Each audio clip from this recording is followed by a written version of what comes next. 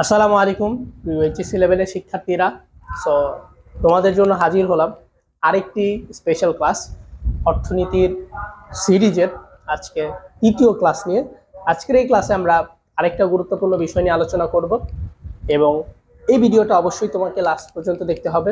তুমি যদি এই ভিডিওটা লাস্ট পর্যন্ত দেখো, আশা করছি যে এখান থেকে যে সৃজনশীল প্রশ্নটা তোমার পরীক্ষায় আসে সো সেটা তোমার সমাধান হয়ে যাবে। সো আমরা যদি একটু দেখাই যে আজকে আমরা কি শিখবো। আমরা আজকে কিছু গুরুত্বপূর্ণ অর্থব্যবস্থা আছে। তোমরা জানো যে অর্থনীতি প্রথম পত্রের প্রথম অধ্যায়ের খুবই গুরুত্বপূর্ণ একটা টপিক, সেটা হচ্ছে অর্থব্যবস্থা। সো পৃথিবীর মধ্যে প্রচলিত অর্থব্যবস্থা আছে চারটা, যার মধ্যে এক নাম্বার হচ্ছে তোমার ধনতান্ত্রিক অর্থব্যবস্থা, যেটাকে আমরা অনেকেই বলি ব্যক্তিগত অর্থব্যবস্থা, আবার অনেকেই বলি পুঁজিবাদী অর্থব্যবস্থা। সো এরপর সমাজতান্ত্রিক অর্থব্যবস্থা আছে, রাষ্ট্রীয় অর্থব্যবস্থা আছে, নির্দেশমূলক অর্থব্যবস্থা আছে।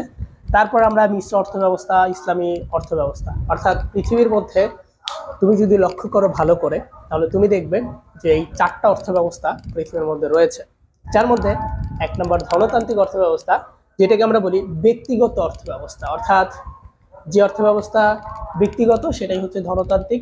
তোমাদের এইটা কিভাবে পরীক্ষা আসে, যেমন তোমার পরীক্ষা আসতে পারে যে ধনতান্ত্রিক যে অর্থব্যবস্থা আছে সে অর্থব্যবস্থার অপর নাম কি, বলবে ব্যক্তিগত অর্থব্যবস্থা। আবার ব্যক্তিগত অর্থব্যবস্থার অপর নাম কি, পুঁজিবাদী অর্থব্যবস্থা। সো আজকের এই ক্লাসে আমরা শেখার চেষ্টা করব এই চারটা অর্থব্যবস্থার মধ্যে থেকে একটা অর্থব্যবস্থা, এবং এই একটা অর্থব্যবস্থা থেকে তোমার পরীক্ষা প্রশ্ন আসলে কিভাবে উত্তর দিতে হয় সেটা আমরা শিখবো।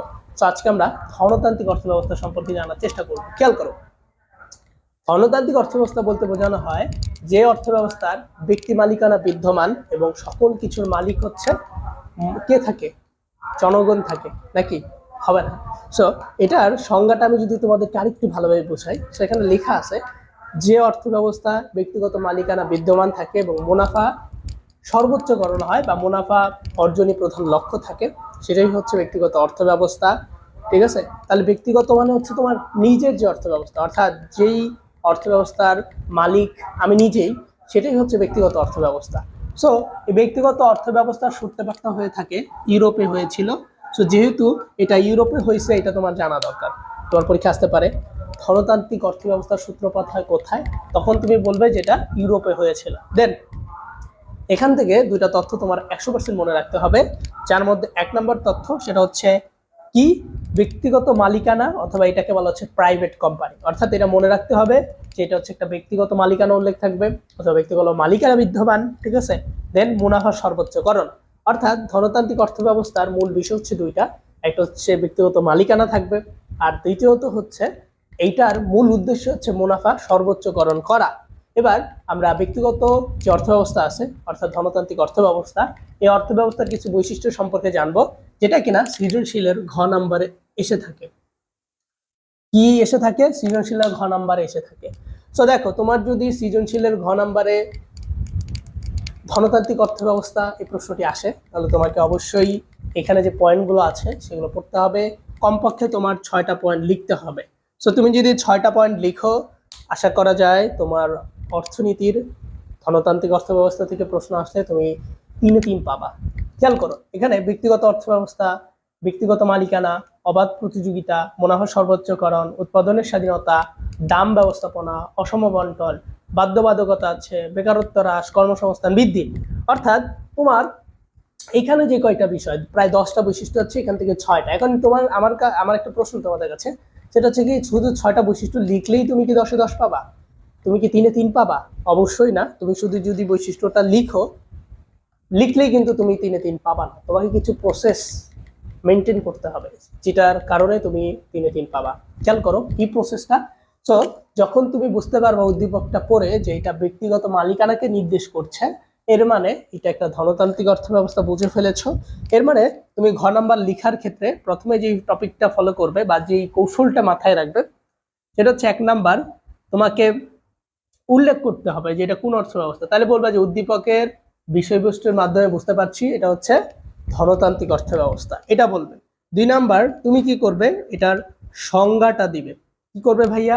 এটার সংজ্ঞাটা প্রদান করবে।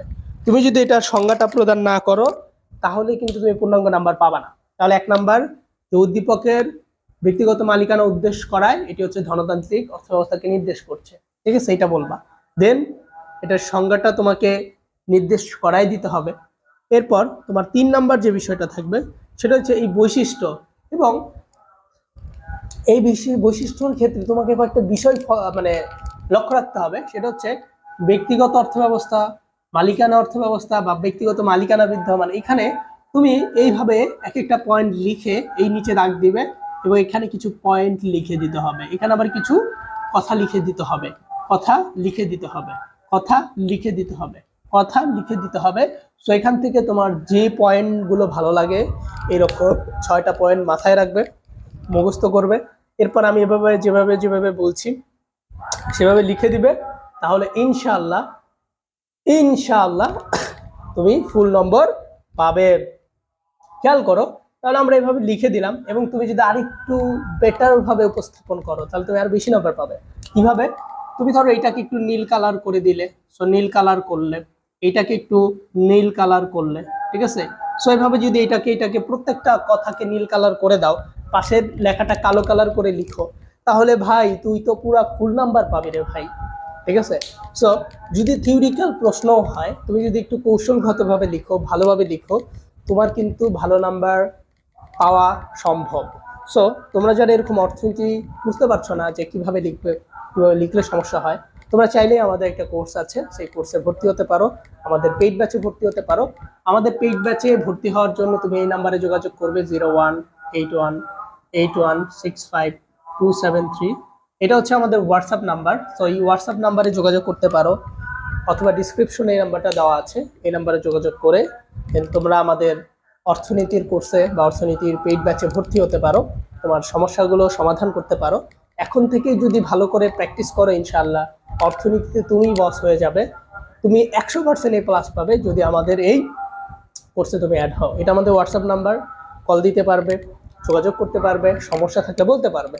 সো ভালো থাকবে, সুস্থ থাকবে। ইনশাআল্লাহ তোমাদের সাথে দেখা হবে আমাদের পরবর্তী আরেকটা ভিডিওতে, যেখানে আমরা আরেকটি অর্থব্যবস্থা নিয়ে কথা বলবো ইনশাআল্লাহ। আসসালামু আলাইকুম।